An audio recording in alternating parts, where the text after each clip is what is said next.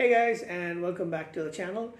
So if you've seen my videos and a few other things about a few other videos topics that we've discussed before, I think you should know by now that Star Trek is my favorite. Um, Everything Star Trek definitely is my favorite science fiction part of science fiction, the universe, and it definitely is my favorite science fiction television franchise of all time. Definitely the top. And the as far as 13 movies go, two of the movies are among my favorite top five movies of all time. One being the First Contact movie, and the second being the Wrath of Khan. So I absolutely love those two movies, and I watched them multiple times. So yeah, those are my top five movies of all time. Star Trek TNG is my favorite science fiction. It's my favorite television series of all time, and DS9 would be a close second. There are moments when I think DS9 could be my favorite, but overall I think TNG, especially seasons 3, 4, 5, 6, and 7, are among the best in television history. And DS9 does do a great job, so that's why they are like. Sometimes I want to say they are joint favorites, but yeah, DS9 is probably second. Enterprise, Voyager, of course, are among my favorites as well. And TOS, those are larger than life characters. I mean, even if, I feel that TNG and DS9 had better episodes and better acting overall, you can't, without TOS, there's nothing else. And those characters, those actors are larger than life. I mean, we miss the ones that we've lost, but yeah, TOS is always going to be TOS. So like I mentioned, Star Trek is my favorite franchise. So after the movies 2016, Star Trek Beyond didn't do that great. I knew there was going to be a gap. We didn't know whether we were going to get another movie, even though the Kelvin timeline movies aren't really my favorite the way that the way they were going. I did like Beyond quite a lot. I mean, I do enjoy those three movies, but Beyond is, I felt it feels more like the TOS, the kind of chemistry that those guys had. That's what it felt like to me, and I really felt it captured the essence of the TOS era Star Trek shows and movies especially. So when they announced that there was going to be a new Star Trek television series coming in 2017, I was like overjoyed. I really wanted it. When they said it's going to be pre-TOS, I was thinking like, why are you going back to that era? Why it's always a prequel, or why you want a reboot or a prequel? Like go beyond, no pun intended. Go past the timeline of Voyager after they come home. So set it like maybe 10 years, 20 years, or even like go further on. Like maybe put it in the 25th century, 26th century, something like that. But no, they wanted to do this story, and there's a little bit of controversy about that. I do think that. Axanar had some point in it. I'll put that in a separate video, but just remember that there's something called Prelude to Axanar and the movie that's supposed to be coming out, so which is a fan show, but they have really had an awesome storyline. They had awesome actors, and I think they showed what you can do with a small budget, and almost nothing compared to the studios that the big nothing compared to what the big studios can actually do without that kind of a budget, without those kind of equipment. They actually did portray a really good option for Star Trek fans, and I for one really would have wanted to see what they could have done had they got a proper movie budget, and that storyline had actually continued. I still hope to see it someday soon. Well, anyway, we're here to talk about Star Trek Discovery. So first season was good. I wouldn't say, and especially now thinking about it, it's probably the best season so far, storyline wise and all that stuff. Season 2 started this Mary Sue-esque decline, even though they had some really good, would you call him a guest star? Captain Pike, Anson Mount playing, Captain Christopher Pike of the USS Enterprise. He was the one captain before Kirk on the Enterprise. or he was the captain before Enterprise. There was another captain before him as well. He plays like Little Thunder in the background. It's been reading a little while. So he did a phenomenal job, both presence wise and kind of showcasing what kind of a Captain Starfleet could have and should have, and something that we're missing. So I guess nobody can really fault his performance, the way he carried himself in the show. However, I felt that Mary Sue's decline coming in, but and then I did not like, I did not like a few things about the Spock character.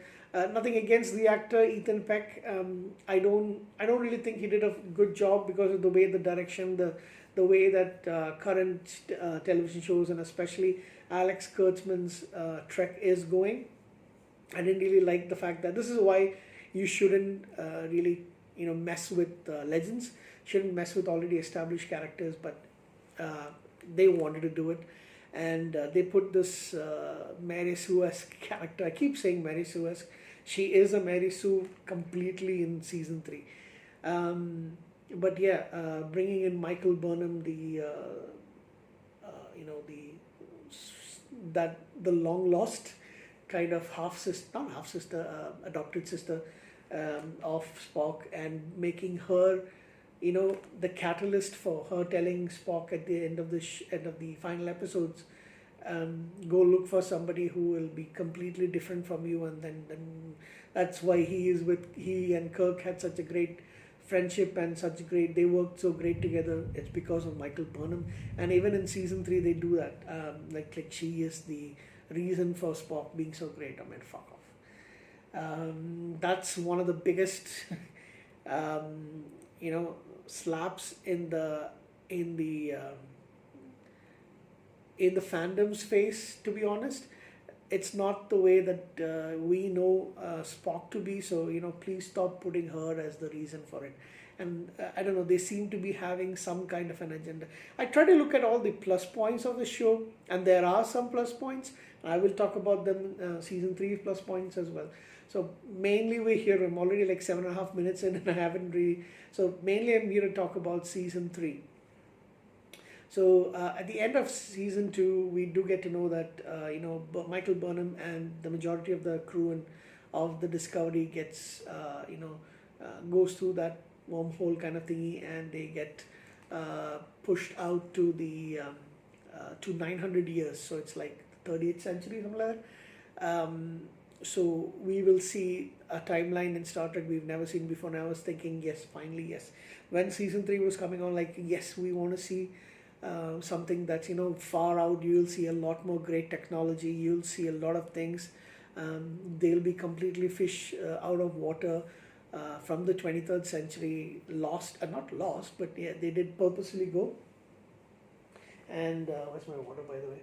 And they did purposefully go and to save the rest of life on the Alpha Quadrant. At that point in time, they did go all the way to 900 years in the future. And I was thinking, yes, clean slate.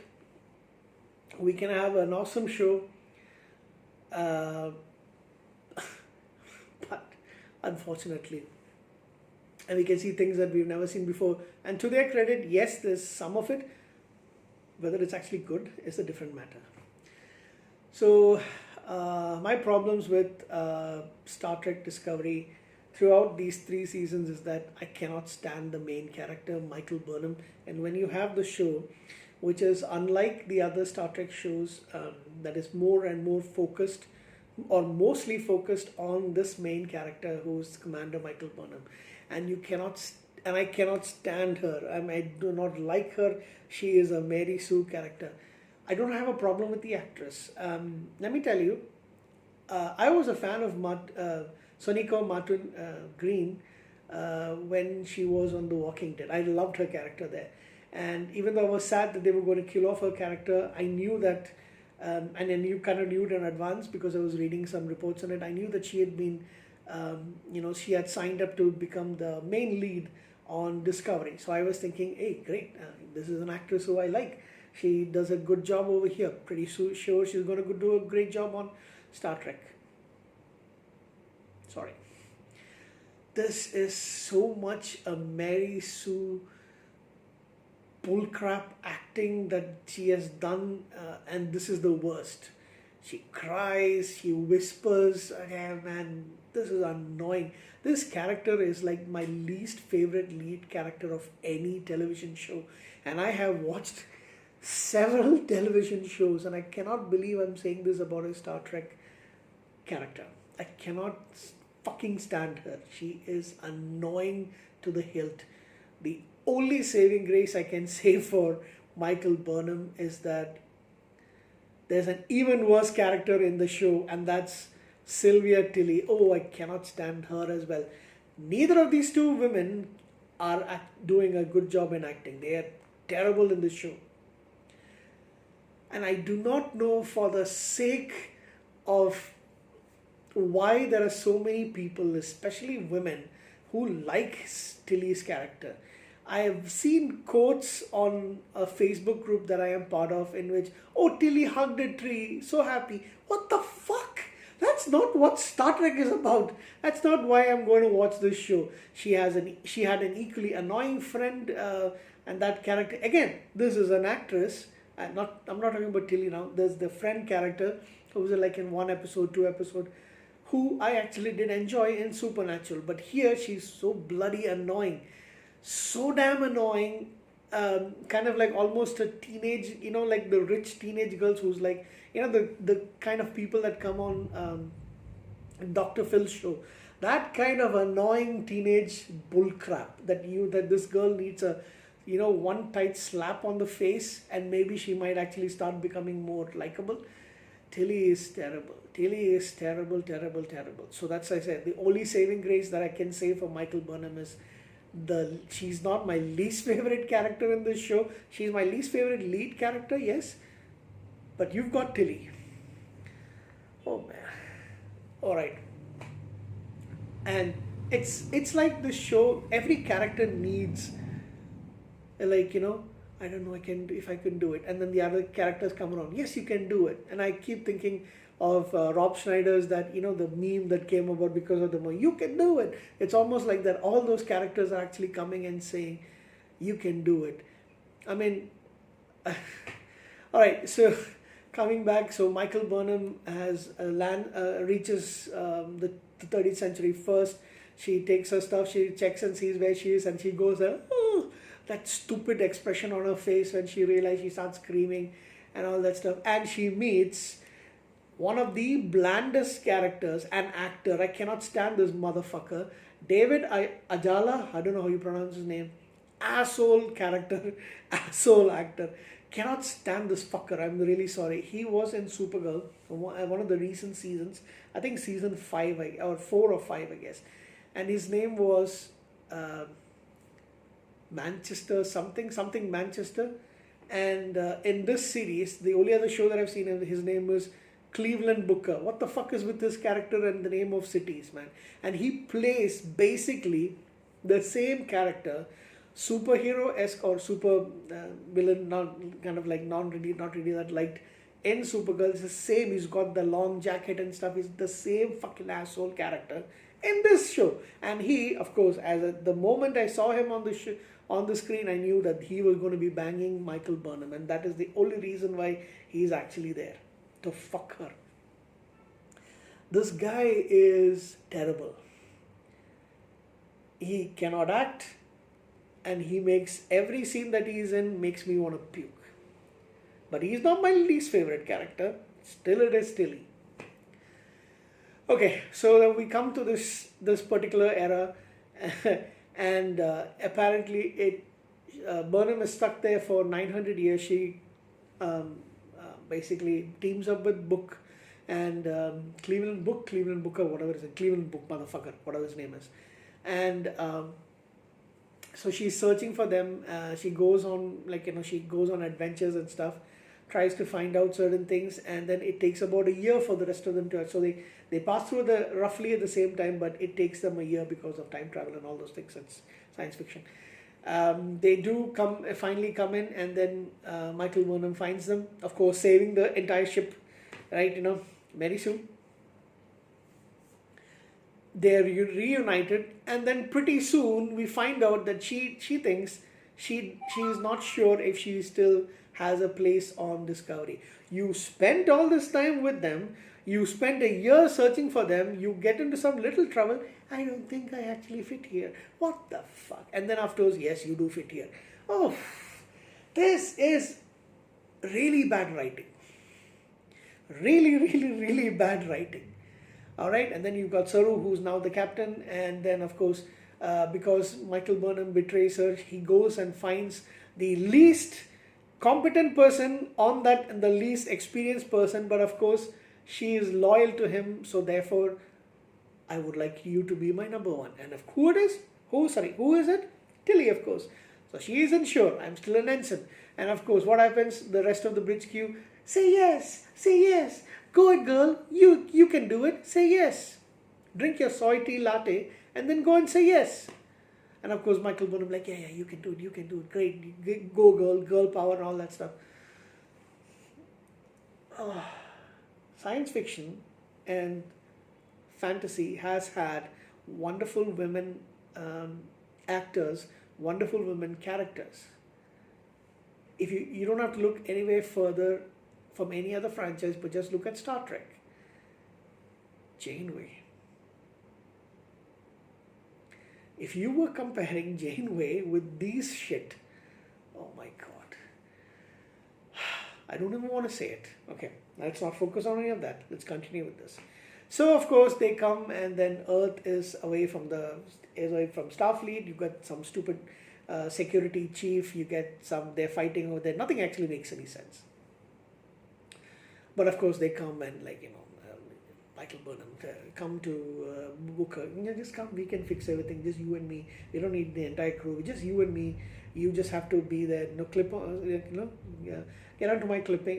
To my wings over here. Just hold on to my sash. To my grand sachet, and I will fix everything. And of course she fixes everything. They go to Trill. Of course she's the only one who can actually get them to get the Trill to decide that Adira. Oh my god, Adira. And so Star Trek made this big thing about there being the first gender fluid and first transgender actors. Complete support for those people. Please make sure they can act. Please make sure they can act. The actor who's playing Ian Alexander, I think that's his name, so it's a transgender person. Yes, I'm all for them. Complete support for them. Please find a fucking decent actor to play that role.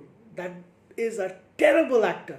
I mean, he is absolute bullshit. He's just there to smile, to be Adira's boyfriend, a lover, whatever, fuck. Terrible. Adira. She's like there to be the daughter of Stamets and Company. Sorry, not daughter, child. Sorry. They, them. And they make it a really big point that in that show that she does come out and say, I prefer the pronouns they, them. That's the whole point. I mean, if you were introducing them, if you wanted to show that, this show is very, and like Star Trek has always been doing that, but they don't go out of the way to actually announce it on the episode. Rather than that, they could have just had, her saying that she is, she uses they and them in between. But they had to use Stamets as the thing. Stamets, who's kind of like almost becoming a father figure for her. I don't know really why. Just because they're young. Oh man. And I thought this character was going to be good. Adira, I'm talking about. I actually had high hopes for Adira. When I saw, okay, yeah, fine. And then they had to ruin the character. Man. Can't believe this is Star Trek. Anyway, all that. And then, of course, I haven't mentioned about the few props that are around the crew. What are the names? Here's a problem. I can't even remember the names. This is Star Trek. I've been watching 3 seasons of them, and I can't remember their names. They're just props. Rachel and Cheryl, who started having a little bit of a, a little bit of a stronger character she unfortunately leaves the show, and I was really pissed off because of that. Because you cannot have another actor playing having a. All right, so Blue Del Barrio is playing Adira, and Ian Alexander is Grey Tal. Oh man, they are terrible. The both of them, they could be with the or so. Who are the? Yeah, they're not even mentioned in any of the props. They're just props, walking, talking props. They get it's in their contract. You get 2 lines in this episode. Next episode, you're either not there or you shut up. Then the next episode you get 3 lines. That's it. Recurring cast. What are they? Linus, he's there. We can't find him anymore. So yeah, Sarah Mitchin plays Ariam, and she's okay. Hannah Chessman. I'm not sure if that is the one. Sarah Mitchell plays Nilsson. She's a recurring character in this show. She kind of lights up the screen whenever she's there, and it's mainly because of the actress, but she doesn't really do anything. Tig Notaro has got very small supporting role. I heard that she was not well. Not that I actually like her character. She's got that annoying little, I don't know, the kind of humor that only certain people find funny, and she's not really funny for the rest of us. The mum, Sonia. How convenient that your mum is there on what was previously called Vulcan. Alright, I'm getting to that in a little bit. I know this video is going to be really long. The guys who have basically they're just to be part of the male count over there is Patrick Kwon Chun, who plays Jen Reese, and Ronnie Rowe Jr., who plays Bryce. Patrick Kwon, a Canadian actor who's plays this. Alright, yeah dude, you have basically nothing to do for the show. Ronnie Rowe Jr. is another Canadian actor, another one who's just there to be the prop. And then of course several of these other characters. Alright, so gonna try and wind it up. Okay, I do have to talk about plus points, right? Mirror Universe. Those 2 episodes, bang on. They did a fantastic job of Mirror Universe. I'm almost thinking that they could actually stick completely to the Mirror Universe, because they do fantastically over there. I mean, they have the look. Sorry, just trying to charge my phone. They have the look down. They've got. It's really expansive. Everybody does a better job playing evil characters of themselves. Sorry, I pressed the close button by mistake. There we go. Charging the phone as well. So like I mentioned, I did like those 2 episodes. Those were Terra Firma parts 9 and 10 with Michelle Yeoh's character Jojo, the Mirror Universe Jojo, when she goes back through the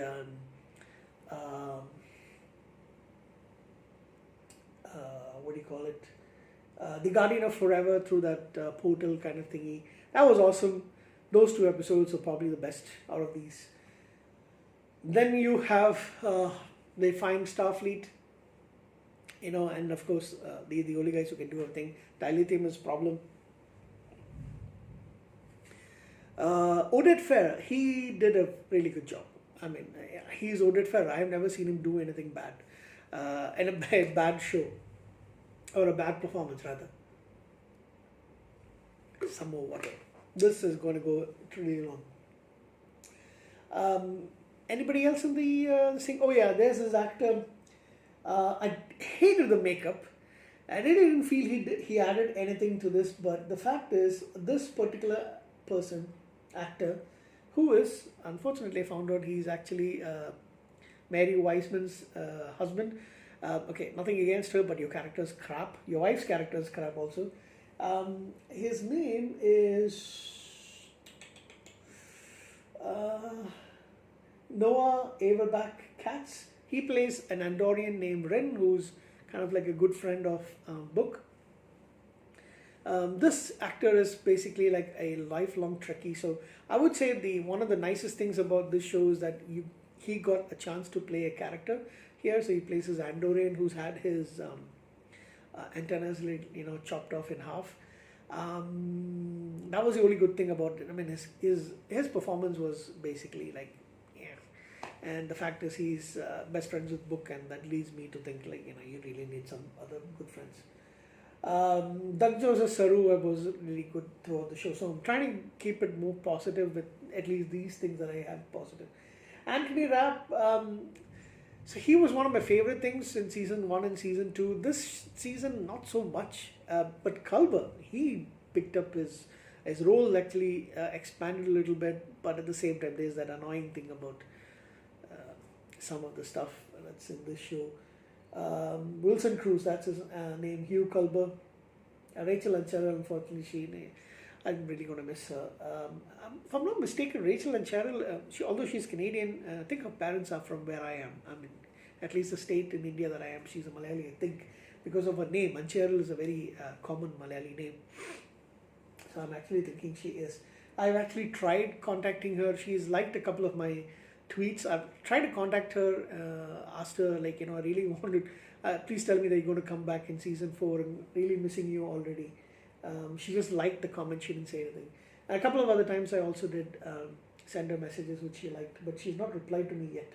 Rekha Sharma has got a very small, minuscule role in the Mirror Universe. Why did they even bother to bring her if she does not get to have at least something for her? Kenneth Mitchell, now this guy, even though not really that sold on his human character, it was nice to see him back on the show. If you don't know, Kenneth Mitchell played several different Klingons in Discovery season 1 and 2. Really nice guy, down to earth guy. I've seen him in a couple of shows and a couple of movies, mostly sci-fi movies. And I know he had a recurring role in one of the science fiction shows from 2002. Just lasted one season. Can't remember the name off the top of my head, but I've seen him in quite a few things. He's got ALS, and therefore his movement and all is kind of limited. So they actually had him in a futuristic-looking wheelchair which he can move, and that was really nice of them. He's an awesome actor. He's an awesome character also. Really wish him well, but ALS is a terrible disease, my friends. That was not a nice thing to know for such a nice person, but at the same time, it was nice to see him in the show. What else? Anybody else? Did I miss out anybody? Janet Kidder. I didn't really recognize her at first, but then after a while I realized she didn't have much to go on as the main villain of this particular season, but I think the penultimate episode she did have a really good. She and Oded Ferrer had those great scenes that they were between them, and I think maybe she got a chance to work with a good actor. She's also not bad in the acting job. So playing off Oded Ferrer, I think brought out the best in her character. But the rest of the time was almost like a mustache twirling villainesque person without the mustache, right? Who else? Oh yeah, the mom. Liz said about her. Paul Guilfoyle, who played the Guardian of Forever. I've seen him in several stuff. I think he was a really nice, refreshing little change in this. He was played the captain in CSI from the year 2000 till 2014. I was I didn't really recognize him, who he was at first. I was kept thinking, where do I know this guy? Where do I know this guy from? I've seen him in quite a few things, as well as supporting roles and guest appearances and stuff. It was a nice, refreshing change. So this is over 30 minutes now. Yeah, and then the final end, of course, everything is set up so that Michael Burnham can finally take over. Everybody's just there to welcome. Please come and take over.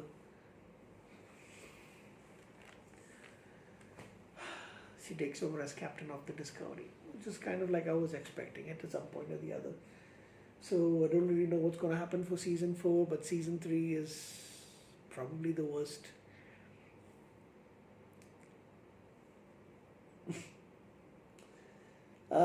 Really looking forward to Strange New Worlds. That's all I can say. If I were to give a rating for this, and I don't really give ratings that much for TV show seasons, but if I were to rate this, I would give it a 5, just because they've got those 2 great episodes. Oh yeah, forgot another big plus point. um, did I miss out on anything else? Oh, what was the other thing I had to mention? I remember noting it down over here. David freaking Cronenberg. And even though he's not really an actor, he is a director mostly, producer, writer. The guy has got screen presence, man. Guy has got screen presence. So it was really nice to see him, and matching wits with uh, uh, Michelle Yeoh's character. So that was really nice. A big surprise. I didn't know he was going to be on. When I saw him, I was like, hey, isn't that Cronenberg? 5 out of 10.